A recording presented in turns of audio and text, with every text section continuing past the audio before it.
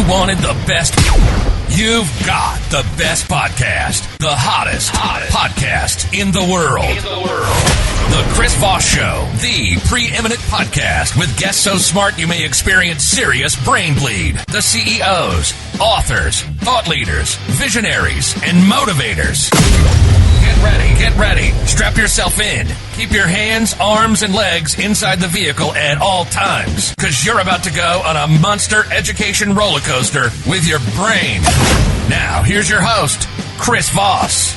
Hi, folks. This is Voss here from thechrisvossshow.com, thechrisvossshow.com. Welcome to the big show, my friends. And now, for you, a man who has no bones about having bones in his body. I'm your host, Chris Voss. Welcome to the show, my friends. How are you?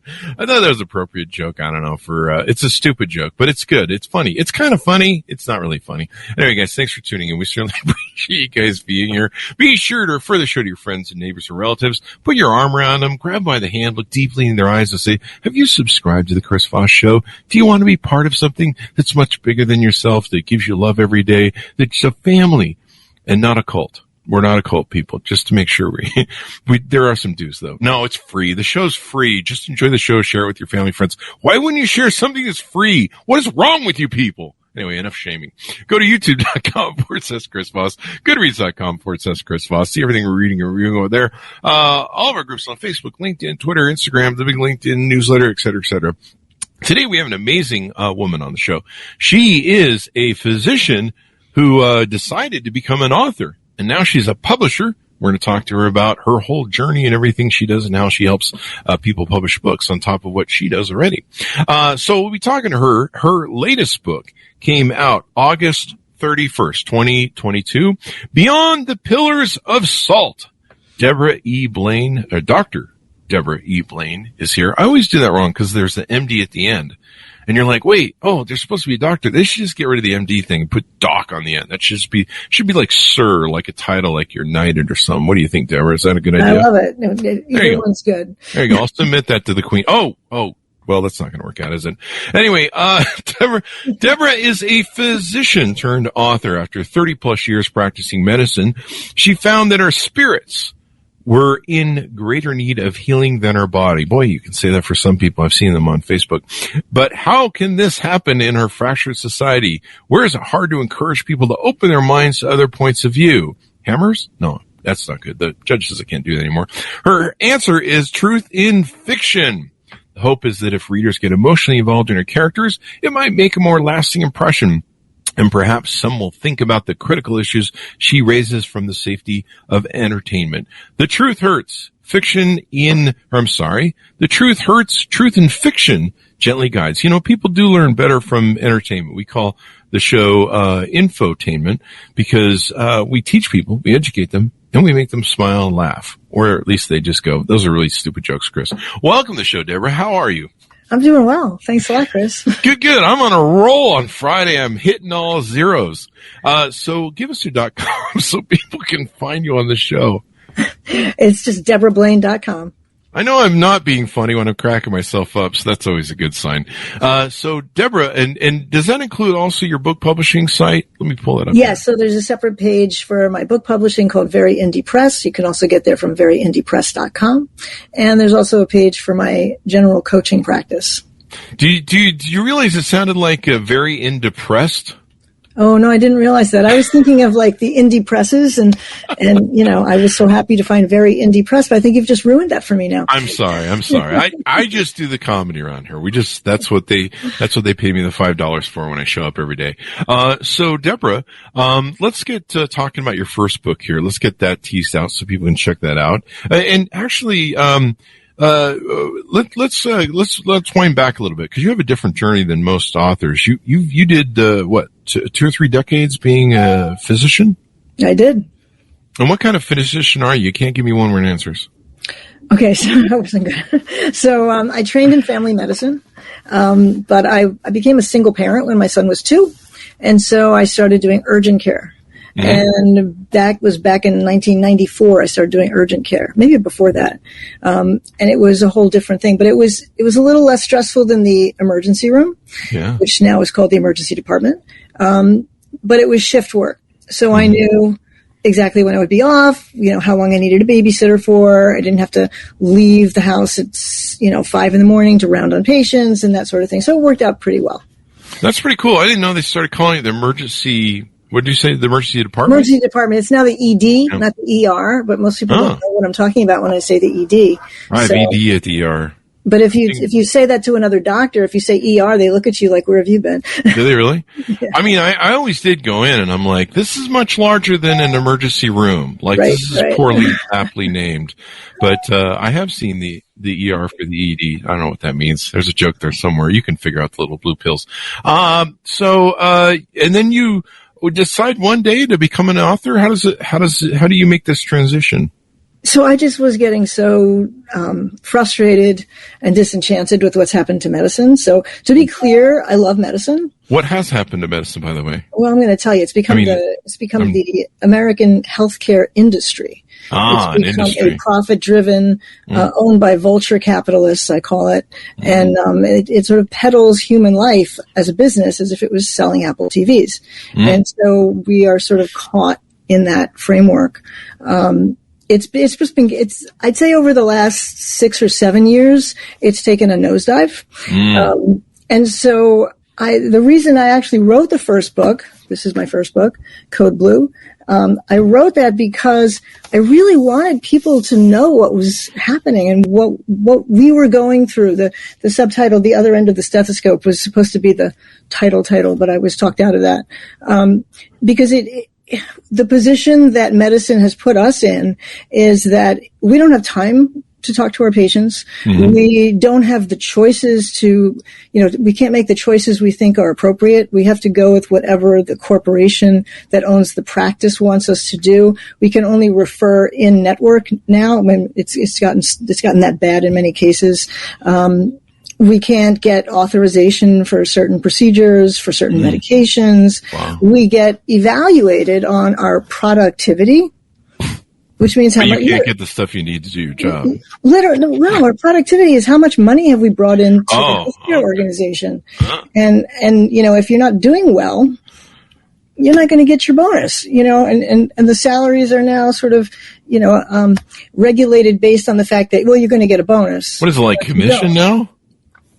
Not quite, but and then on top of that, we invite patients to review us after every visit. So now, if you thought you were a patient, you're not a patient anymore, Chris. I'm sorry. I'm going to break the news to you. You are a consumer of healthcare.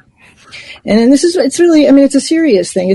It's you're seen as a patron of an organization that provides revenue. And so when you get have you ever been to the doctor and you get one of these surveys? I haven't. I try to avoid doctors at every turn I can. I definitely do too. I've been pretty lucky in my life. So, but when you go to a doctor, most of, especially for these big name healthcare centers, you'll get a survey at the end, and they'll ask you a whole bunch of questions. But what's really interesting is they're not really interested in what the outcome of your visit was. Like, are you better? That's not one of the questions. Oh, really? Can we help you? They want to know if the staff was friendly, and they want to know if you felt happy with your result. And what they really want to know is how likely are you to visit that same healthcare institution the next time you get sick. They don't tell you that, but that's really what they're looking for. That's crazy. We see this a lot in different things. But there's a, I get that from GoDaddy, or I get that from just about anybody I do customer service, and they send you a thing, and they're kind of designed to get the answers they're looking for, not the answers you want to give. Like, I'd be like, I want to tell you about the bad service I got. And there's like no things for that. There's like no boxes. It's all just like 1 to 10. Tell us where you're at. And then half the time you're like, I'm pretty sure that if I complain about the company, you're going to fire that person because the person, the wording is like, did Joe give you a, right. It's all about Joe. Yeah. Yeah. It's all about Joe. And you're like, oh man, I want to complain about the company because the company's bad. Joe's just some poor guy, schmo, doing the thing. Right. Anyway, so you start your first book and write that out. So what I did was I started writing these little encounters in the book, little patient encounters. Every single encounter in the book is based on a real interaction. And, but of course the names are changed and subtle changes are made so that you could possibly recognize the person, the actual person. But everything was, it was just aimed at demonstrating one more problem that we have. And I just wanted to put that out there, but I realized I didn't want to write that as a nonfiction book. Because, I didn't want to get fired. I didn't want to get sued. Yeah. So like if I start complaining about the healthcare institution and they figure out that's where I work, I'm in big trouble. So I decided I had to make it a fiction. So when you write a fiction, you need a hero, you need a villain, you need a plot, you need all kinds of obstacles and challenges. And, so that became, it became a whole different project. And I actually wrote 2 books. I worked with a fabulous mentor. His name is Rich Kervolin, and he's retired from, as faculty at USC, I think. And, we worked together for a while, and he taught me how to create suspense and, like the different factors that are necessary in putting into a thriller. So I had like these 2 books. I had the suspense part, which was, the Russian oligarchs hack into our electronic medical records. Oh, wow. And they steal information, extort millions of dollars from the patients, and then murder them. That was my thriller. And then I had all these encounters that were going on. And so then I wove them together so that the doctor that you follow around through the clinic becomes, becomes a victim of this hacking scheme, or becomes part of this entangled in the hacking scheme, so that the whole thing became a medical thriller.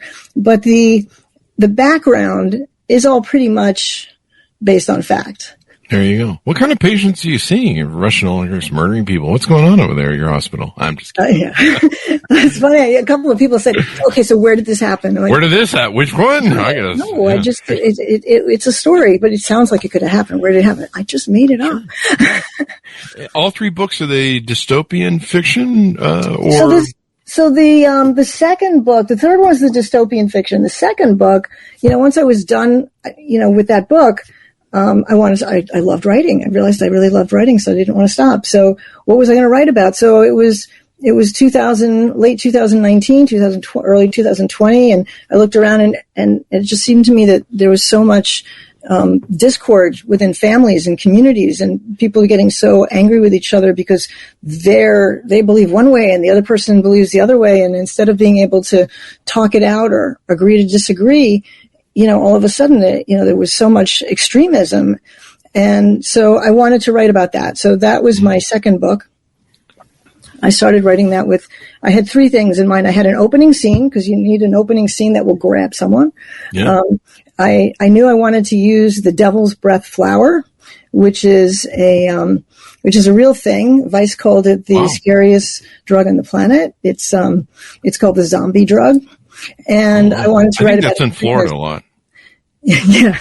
Yeah, but it's actually from South America. Eat that with the bath salts, I think. Which is weird, because your title is Beyond the Pillars of Salt. So no. For that one, it's undue influences. Undue influences. Okay. So what are the things that are influencing our minds? What is manipulating us as a population that's creating this lack of communication, this resistance to listening to each other?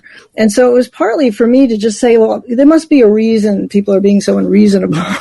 It was for just there's a reason they're being unreasonable. Yeah, that's the thing about writing, is you create your own world and you create your own outcome, and you can make it, at least make sense to you. Hopefully it makes sense to other people.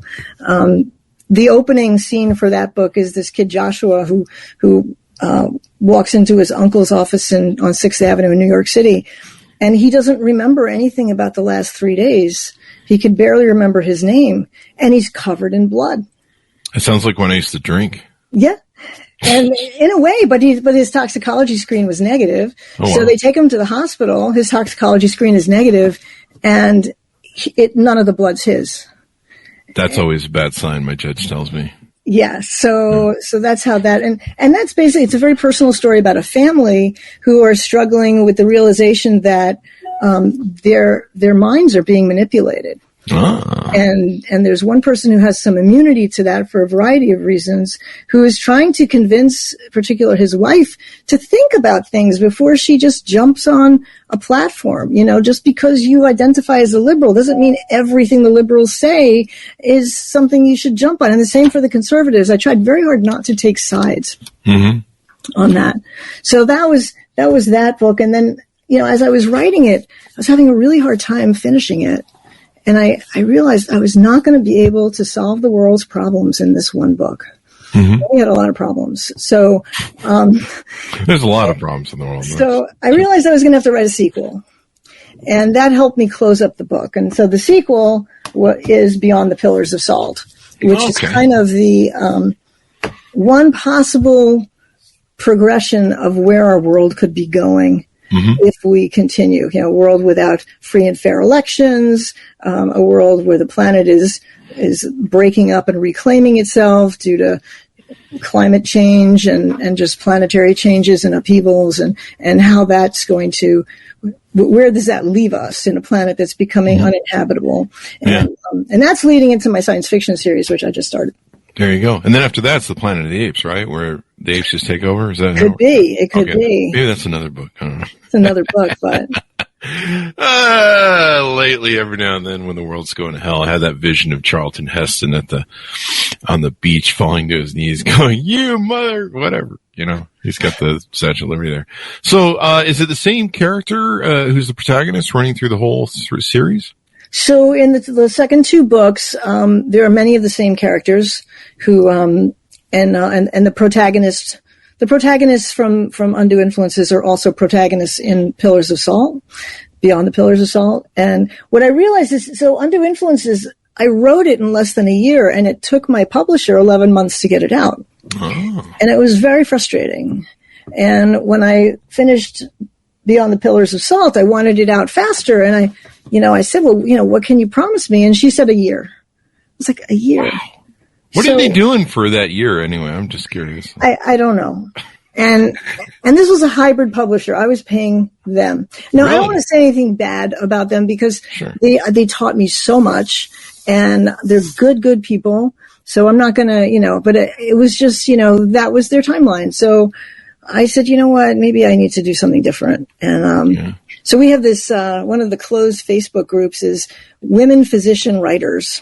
Oh, so there's a lot of you. There are a bunch of us. Wow. And, what's going on in the doctor's office? You guys just got plenty of time to do other stuff. No, you know what it is? It's just we need to be people. We need to, be able to have some other passion besides the gruel that we go through every day. I prefer doctors that are people. Because the machine ones, they're not good with the knives. Well, you want to be able to relate to your patients. You want to, have experienced things and understand when somebody has a disappointment or, we're human beings too, and we want to, have some time for that.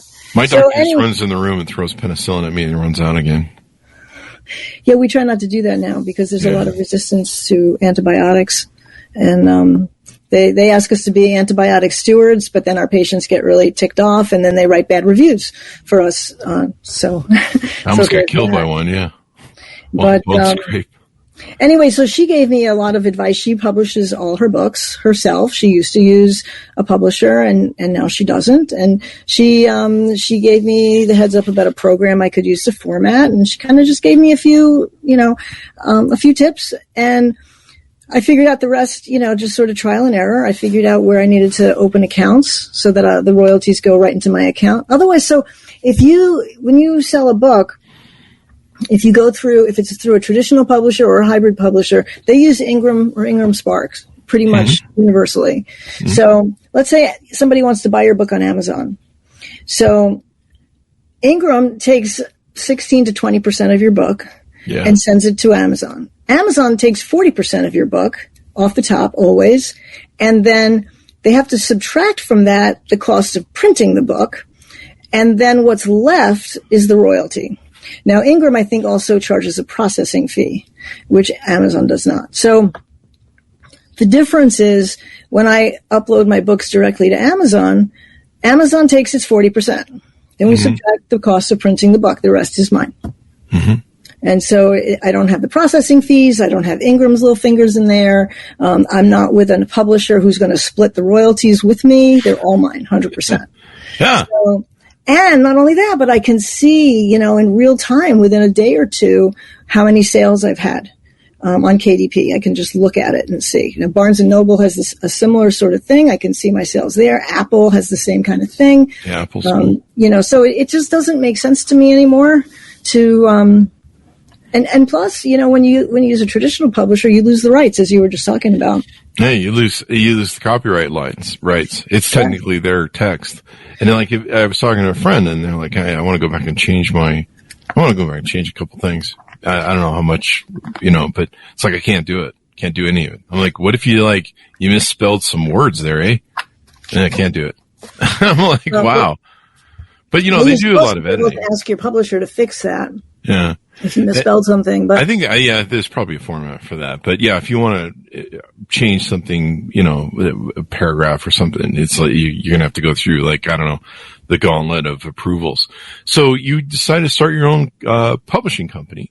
And now it's not really a publishing company. It's more of it's an extension of my coaching practice. Okay. So, I'm not keeping track of people's sales, which is why, publishing companies have to charge fees. I don't want anything to do with your sales. I'm not doing bookkeeping. But what I do is I provide them with all the links that they need, all the companies they may want to establish accounts with, where to get their ISBN identifiers and their barcodes. I give them options for choosing editors, or they can find their own editors. The same thing with the cover designer. Put it all together, and then we get back together again, and I plug it in the program, and it formats. And then we go through it and make sure everything looks the way they want. They can choose their font, their trim size, and then I send it to them. They look everything over. If they have anything they want to adjust, we get back together and we fix it. I send them back their files.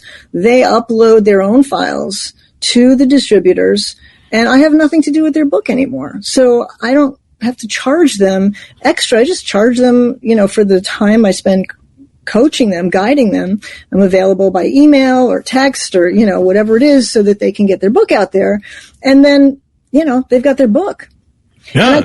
I keep their files for about 3 months. I notify them before I'm going to delete them, because it does start to take up a lot of room, a lot of memory. And then I just keep like a copy of the formatted portion so that I can make adjustments. So let's say you put up your book on Amazon and you realize, or Apple, there's a bunch of typos. Okay, if it's a few typos, we can fix it in the program. If it's a lot, some major changes, just redo it, change it in your Word document. I'll re-upload it and reformat it, and you can fix it and just upload it. That is awesome. I hear a lot of complaints in the green room when we first, start the show, and we're laying out the foundation for the show and what we're going to do and talk about. And we have Simon Schuster, HarperCollins. We have great relationships with all the great publishers. They send us other people. So, but I'll hear from authors every now and then that'll be like, oh man, I didn't even get to pick the cover of my book. I'm like, what? Exactly. I didn't even get to pick my own title. I'm like, exactly. What? And they're like, yeah, they do all that for you and you don't have a choice. And I'm like, if I've got to spend the rest of my life looking at that book cover and that title and, representing it to the world and being like, yeah, I wrote the book. That will drive me mad if the cover's crap or if I don't like the cover. Yeah. That will make me mental. I'll be like, here, I'll sign your book, but I'm just going to black out the cover. Black out the title. There you go. It's personalized, so it's a collector's item. But yeah, I've had authors on there like, man, I really don't like I've had people say they had to change their chapters or omit a chapter or write a new chapter. Which is why I went with the hybrid in the beginning, because I wanted it to be mine. Yeah. And they were good, and they split royalties 50-50, but it was still turned out to be, kind of bupkis. And they didn't, so I hired this, for when I started self-publishing, I hired my own cover designer. I hired someone who's really well known. He's expensive, but he's awesome. He's just amazing. His name is Joe Montgomery. I'll call him out. Oh. And he's done a lot of, covers for many best-selling books. And I tell him this is the genre, this is what the story is about, and he gives me like 5 at a time, or, hopefully it's not going to be more than 5, but, and I can say, okay, I like this one, but I want to change this to this, and I want to put this in this one part. This, like in, Code Blue, the first ones, this part here was something else that I just didn't like. And we were looking for something. And then I said, well, what about if we just put like an EKG kind of thing there? And it worked really well. So the physician tie-in. Yeah, well, it's about, it's a medical thriller. Yeah. So we kind of worked together on it. And like I said, he's not cheap, but, he's worth every penny. And he's just such a good soul. He's not like, there's no arrogance or anything. He's so talented, but he's just he's a mensch, mensch. Yeah. he's just a really good guy. And so I've used him now for 3 covers. Well, and I'll tell you, my expenses now when I publish a book is Joe, my cover designer, I always use at least 2 editors because I don't trust myself. I've been with this document for all this time, and so they have some ideas, and then you need a proofreader, and but those are my 2 expenses because I've already bought a bunch of ISBNs. I have the program, everything's all set up, and that's kind of it, It's the way to go. I mean, so many people self-publish. I mean, ever since kind of Amazon, I guess, started this back in the day and democratized the ability to self-publish. Because there's a lot of people I talk to, like, I have a book, but I can't get any of these big companies to take interest in me. And, if you understand how they work in their game, and a lot of their big money that they make is from, if a president writes a book, or, some movie star or some TV person writes a book, Oprah or whatever, they're going to make a lot of money off that. And then they give smaller royalties down the line. But the real payoff that sells the most books is it's the 80-20 rule, really, when it comes down to it. 20% makes 80% of the money. And so some of that other stuff is filler, and they're like, probably loss leaders. And I guess it's kind of like a studio movie sometimes, like Disney and movies sometimes. Some suck and bomb. Yeah. And you're like, well, who needed that $1 billion anyway, really? And then some, make $10 billion or whatever the hell they make these days. And, so there's that. But yeah, being able to self-publish, publish your own book. I mean, there's so many people that can do it now and get their thing out there. It's great for your brand building, for speaking, coaching services, and stuff like that. I use mine to swap flies. And so I got some brochures I use for that. I just people around the house, knock it off. And that if I can be, I died by the author. So that's one way to go. So there's all sorts of great stuff. So you do the coaching, you help them write their book. Do you help them propagate the idea, flesh out the concepts? Because some people kind of like have an idea for a book, but that's about it. So that's like a separate, so I do both. I'm also a writing coach where I work with people, who are, at any stage of writing, who just want some advice, or I've worked with some authors who barely have an idea for their book, but they know kind of what they want to write about. So yes, I work with writers. It's a different package because that's more of an ongoing sessions. And, I'm less, so in my coaching practice for physicians, we pretty much meet every week because it's important to kind of, keep that momentum going. With writers, I recommend it for the first month. And then if they want to, if you haven't done a lot of work on your book, there's no point in our meeting that week. But, I try to keep, one of the things coaches do is we try to keep people accountable. That's why you want a coach, right? You want somebody who's going to say, hey, I know you were busy this week, but this is something you really wanted to do. Now, if it's not what you want to do anymore, that's okay. But if you really want to do it, you need to make time for yourself to do it. And here are some ways you can do that. So I work with writers as they're writing, and I work with writers as they're publishing. And it's kind of a separate, the publishing thing, it's a one-time upfront fee. And then we get the book out. Like if it takes us 3 sessions or 5 sessions or, 7 texts or emails, that's fine. It's all part of the same thing. And I won't leave them until they're happy with the way their books come out and they've got it uploaded and they have no more questions. So, but that's really all I'm doing is just, basically showing them that you get this here, you get this here, you get this here. You have a question about how to fill this out, no problem. And I'm formatting it. So that's one package, and it's confined. You're not going to end up paying and paying and paying. So with the writers, it's going to be up to the writer, as they are developing their story. And I love to work with writers. Are cool. They're just good people. They definitely are. I mean, there are people that are trying to help tell the story, and we learn so much in life, whether it's through novels or whatever it is, movies, TV, books. We learn through stories, and stories are an important aspect of they're basically the human being manual, because I didn't get one. Did you? No.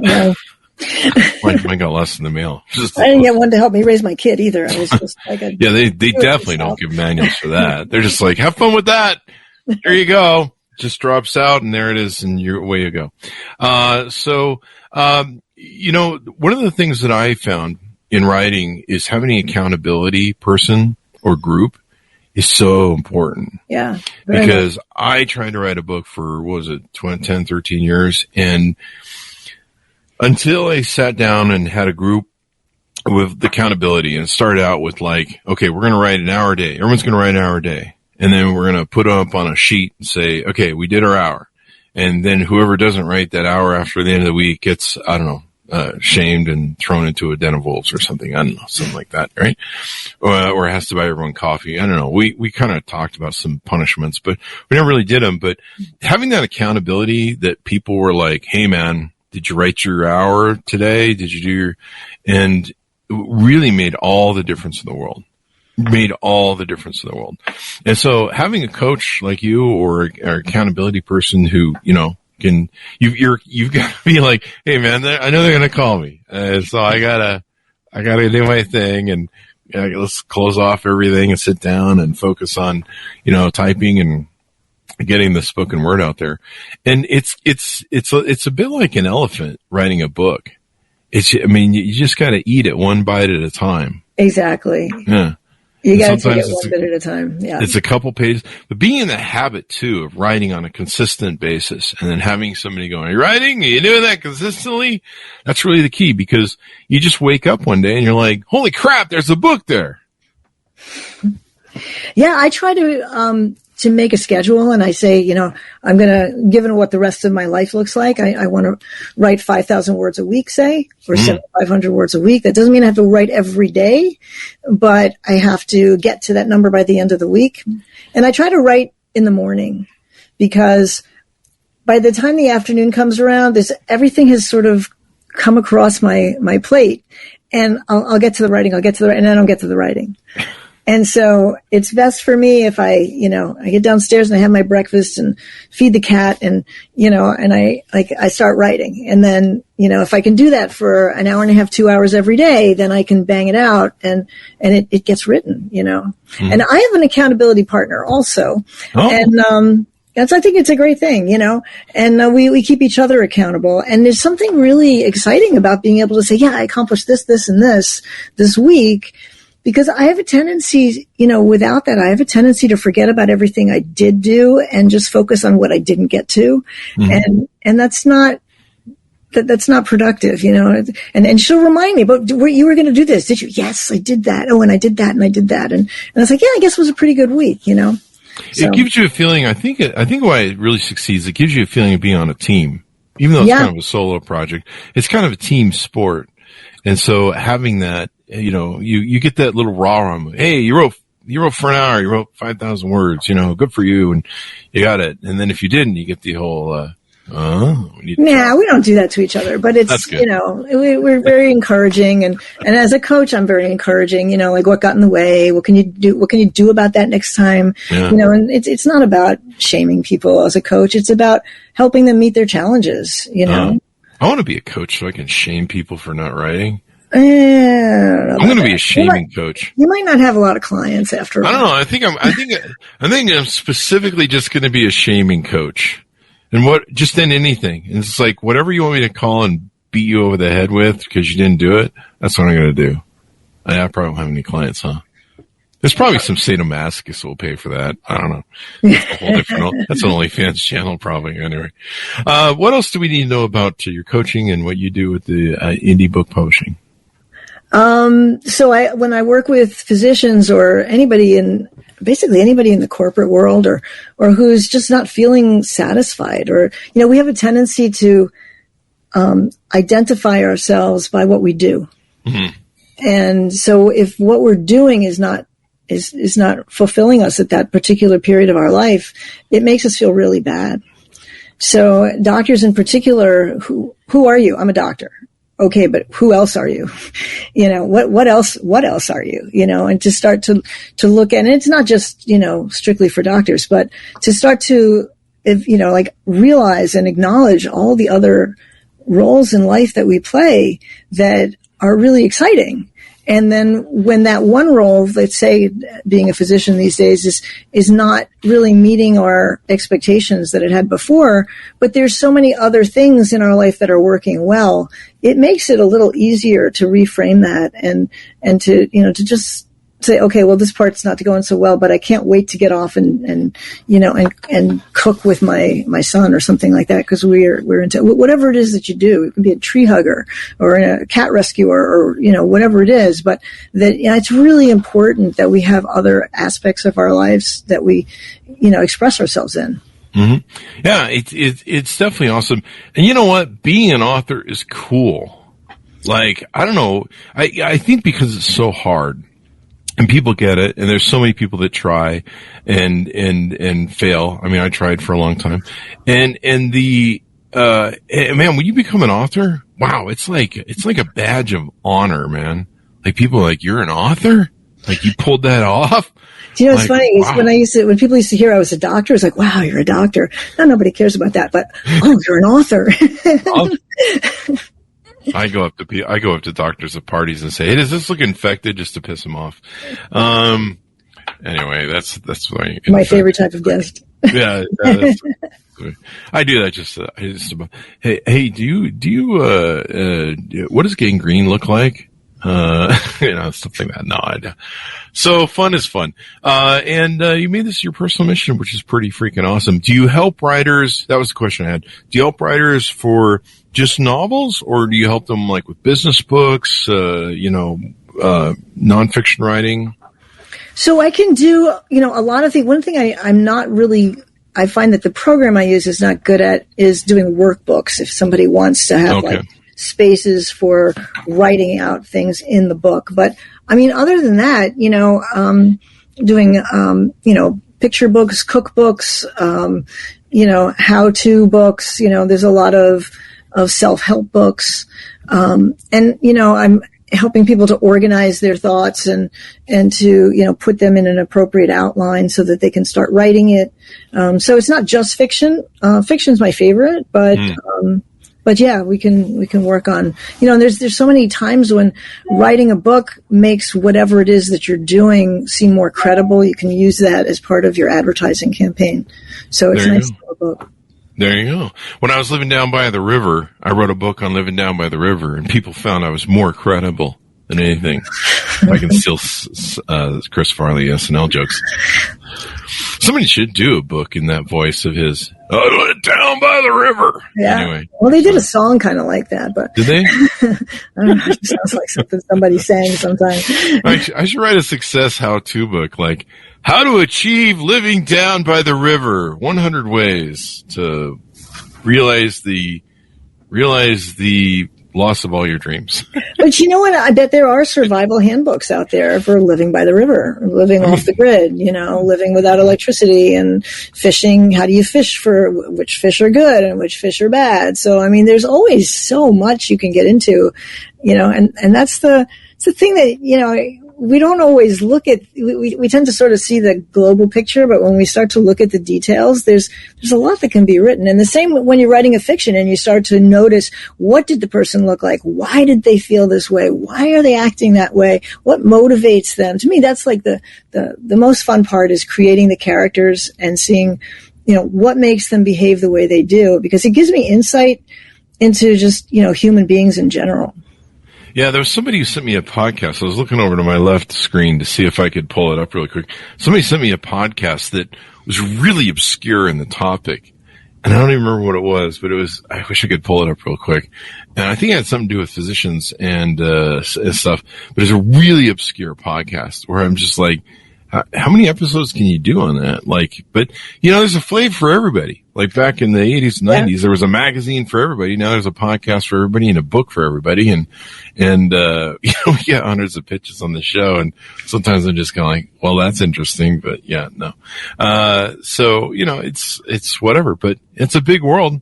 There's lots of people that are interested in lots of stuff, but it's great to tell your story and get your message out. What's the best way people can reach out to you and find out more about your services and how to engage with you on that if they can? So they can find me on my website, debrablaine.com or veryindiepress.com. There are on the coaching pages, there's a place you can book a free, like a discovery call, or you can email me. My email is there. So Debra Blaine MD at Gmail is an easy one to remember. I think there's a different one on the website, but don't worry about that. Either one is fine. They both get to my inbox. And if you want to find out about my books, they're all on my website also. And I just, I'd like to ask if anybody does buy this book and likes it. If you don't like it, don't do this. But if you like it, when it was transferred from the old, they linked the books, the old Code Blue to the new Code Blue, and they lost my reviews. So the first page of reviews came over and all the rest are gone. And I'm a little heartbroken over that.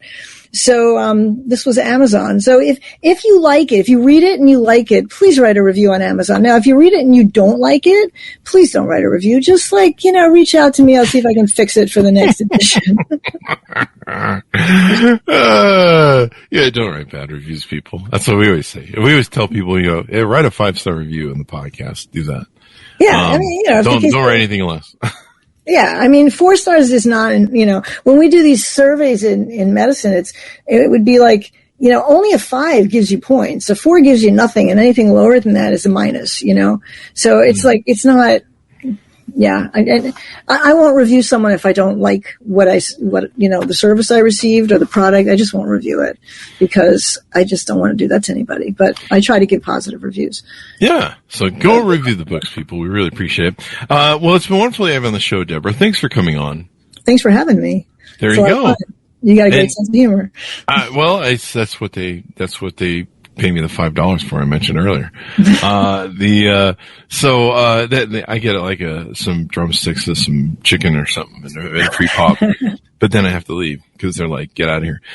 So give us your .coms wherever you want people to find you on the interwebs. So let's get that plug in. So this is the one I just gave, debrablaine.com, DebraBlaine. It's the repetition that sinks in. Okay, yeah. No, I'm learning a lot about marketing. So debrablaine.com, Debrablaine.com. There you go. And you can go to the different pages through the menu, and you'll find the Very Indie Press right there. So there you go. Order up her book, folks, wherever fine books are sold. Beyond the Pillars of Salt is the latest one, August 31st, 2022. Order all 3 and write some great reviews for them as well. Thanks for tuning in. Go to goodreads.com/Chris Voss. See everything we're doing and reading on over there. That's always a fun thing. LinkedIn, YouTube, Twitter, all those great. Well, I don't know about Twitter. We're on Twitter. Yeah, right. I don't know where that's going. Yeah, it's I'm not worried. I'm not worrying anything about that. I'm just watching $1 billion go up in flames and just watching the plane. Some people got nothing better to do with their money. I wish I had that kind of money. I know, right? On stupid shit. If I had it, I'd share it with you. There you go. We could go buy, stuff and just burn it down to the ground. But I don't know, maybe he needs the write-offs. Maybe we go take a trip to the moon, Might as well. Maybe we should just send it to the moon. All right, well, thanks for tuning in, everyone. Be good to each other. Stay safe, and we'll see you guys next time.